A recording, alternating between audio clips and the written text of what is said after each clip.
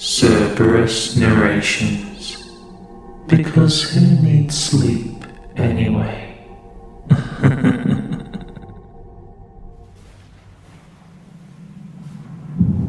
I am writing this under an appreciable mental strain, since by tonight I shall be no more. Penniless, and at the end of my supply of the drug which alone makes life endurable, I can bear the torture no longer, and shall cast myself from this garret window into the squalid street below. Do not think from my slavery to morphine that I am a weakling or a degenerate.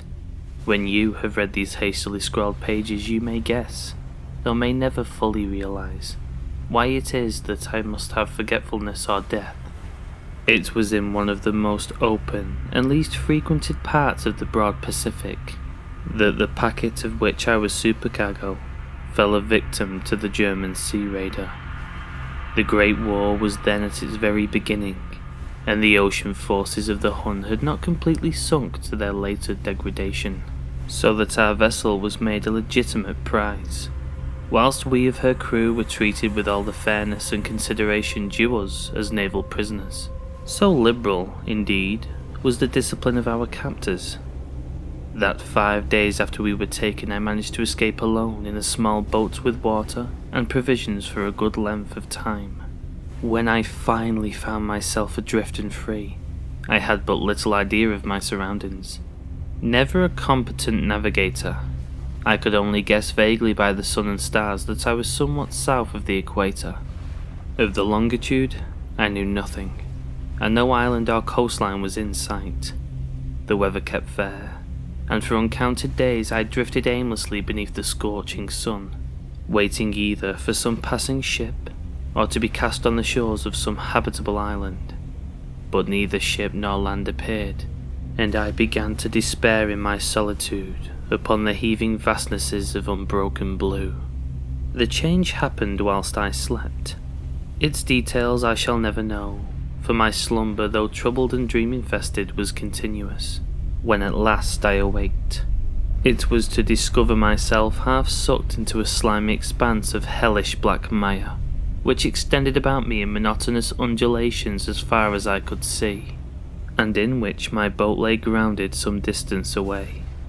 Though one might well imagine that my first sensation would be of wonder at so prodigious and unexpected a transformation of scenery, I was, in reality, more horrified than astonished, for there was in the air and in the rotting soil a sinister quality which chilled me to the very core. The region was putrid with the carcasses of decaying fish, and of other, less describable things which I saw protruding from the nasty mud of the unending plain. Perhaps I should not hope to convey in mere words the unutterable hideousness that can dwell in absolute silence and barren immensity.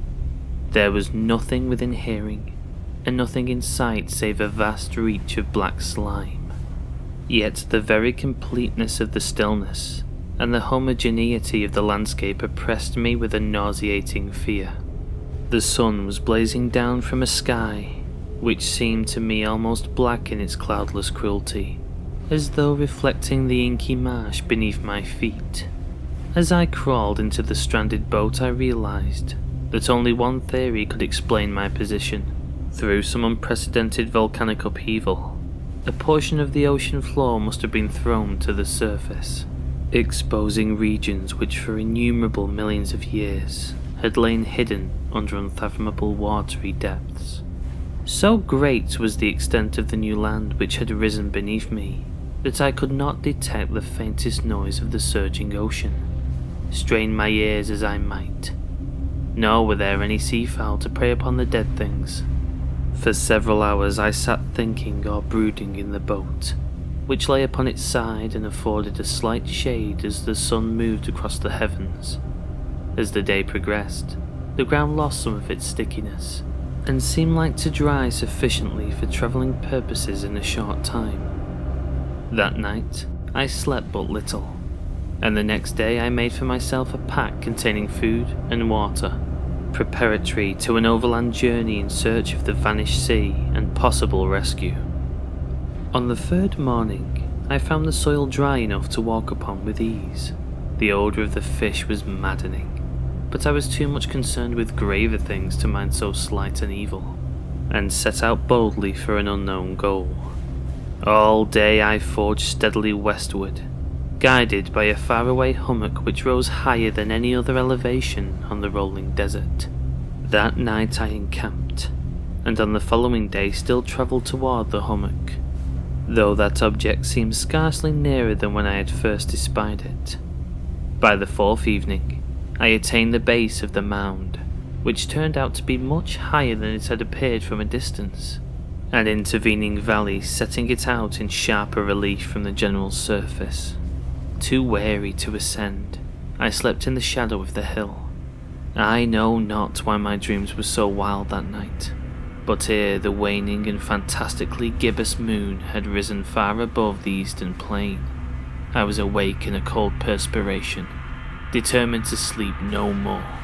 Such visions as I had experienced were too much for me to endure again, and in the glow of the moon I saw how unwise I had been to travel by day. Without the glare of the parching sun, my journey would have cost me less energy, indeed. I now felt quite able to perform the ascent which had deterred me at sunset. Picking up my pack, I started for the crest of the eminence. I have said that the unbroken monotony of the rolling plain was a source of vague horror to me, but I think my horror was greater when I gained the summit of the mound and looked down the other side, into an immeasurable pit or canyon, whose black recesses the moon had not yet soared high enough to illumine.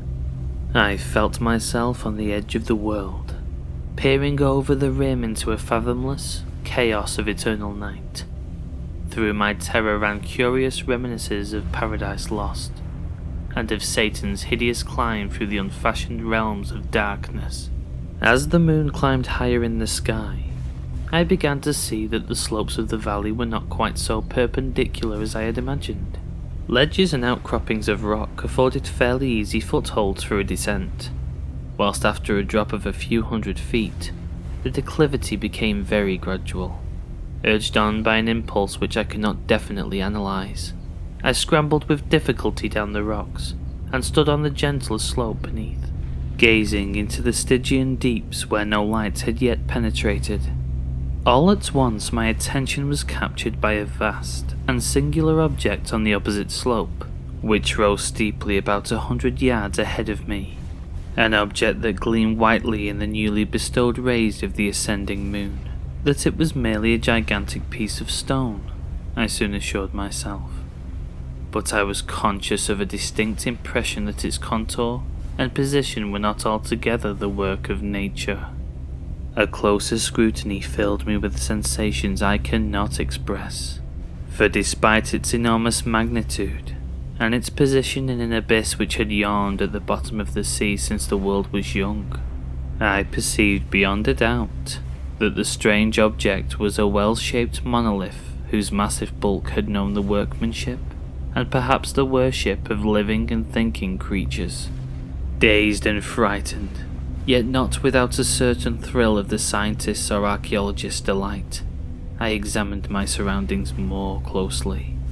The moon, now near the zenith, shone weirdly and vividly above the towering steeps that hemmed in the chasm, and revealed the fact that a far-flung body of water flowed at the bottom, winding out of sight in both directions, and almost slapping my feet as I stood on the slope.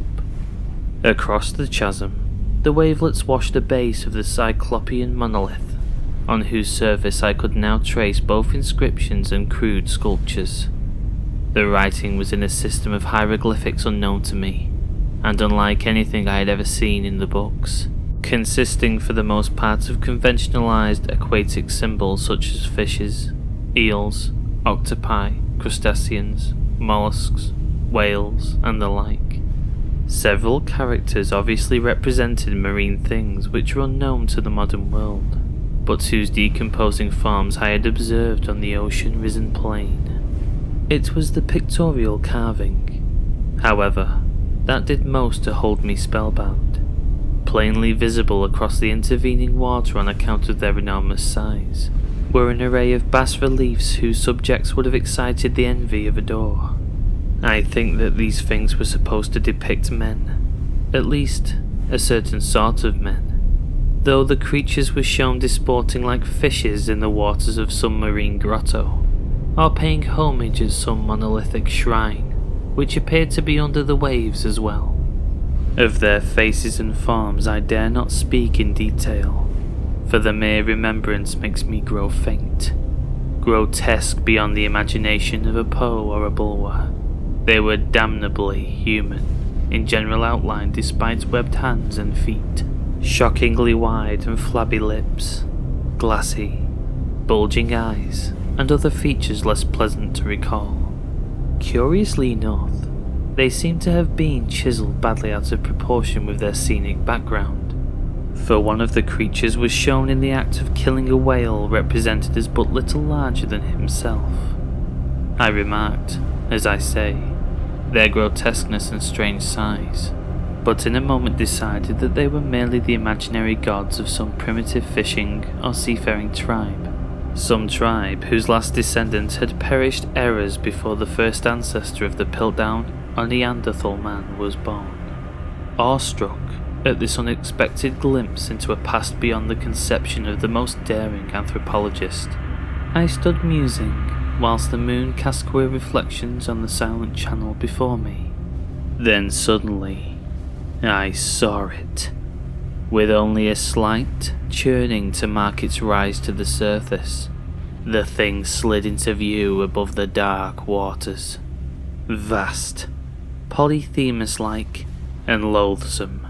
It darted like a stupendous monster of nightmares to the monolith, about which it flung its gigantic scaly arms, the while it bowed its hideous head and gave vent to certain measured sounds. I think I went mad then. Of my frantic ascent of the slope and cliff, and of my delirious journey back to the stranded boat, I remember little. I believe I sang a great deal, and laughed oddly when I was unable to sing. I have indistinct recollections of a great storm some time after I reached the boat. At any rate, I know that I heard peals of thunder, and other tones which nature utters only in her wildest moods. When I came out of the shadows, I was in the San Francisco hospital, brought thither by the captain of the American ship which had picked up my boat in mid-ocean. In my delirium, I had said much, but found that my words had been given scant attention. Of any land upheaval in the Pacific, my rescuers knew nothing, nor did I deem it necessary to insist upon a thing which I knew they could not believe. Once I sought out a celebrated ethnologist, and amused him with peculiar questions regarding the ancient Philistine legend of Dagon, the fish god, but soon perceiving that he was hopelessly conventional, I did not press my inquiries. It is at night, especially when the moon is gibbous and waning, that I see the thing. I tried morphine, but the drug has given only transient surcease, and has drawn me into its clutches as a hopeless slave. So now, I am to end it all, having written a full account for the information or the contemptuous amusement of my fellow men. Often, I ask myself if it could not all have been a pure phantasm, a mere freak of fever as I lay sun-stricken and raving in the open boat after my escape from the German man-of-war. This I ask myself, but ever does there come before me a hideously vivid vision in reply. I cannot think of the deep sea without shuddering at the nameless things that may, at this very moment, be crawling and floundering on its slimy bed, worshipping their ancient stone idols, and carving their own detestable likenesses on submarine obelisks of water-soaked granite. I dream of a day when they may rise above the billows to drag down in their reeking talons the remnants of puny, war-exhausted mankind, of a day when the land shall sink, and the dark ocean floor shall ascend amidst universal pandemonium. The end is near. I hear a noise at the door, as of some immense slippery body lumbering against it, it shall not find me. God, that hand. The window. The window. Hey guys, thanks for watching my horror narration video.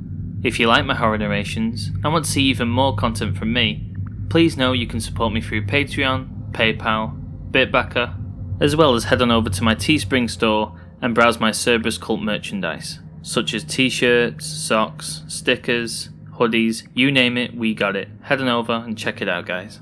Also, please be sure to head on over to BitChute and subscribe to me there. This is just in case something happens to my YouTube channel. And of course, you can also follow me on Twitter, where you'll get updates and notifications for when a new video comes out from me. You can find all these things I've mentioned in every video description, on my main YouTube channel, and of course on my BitChute channel. Take care guys, bye.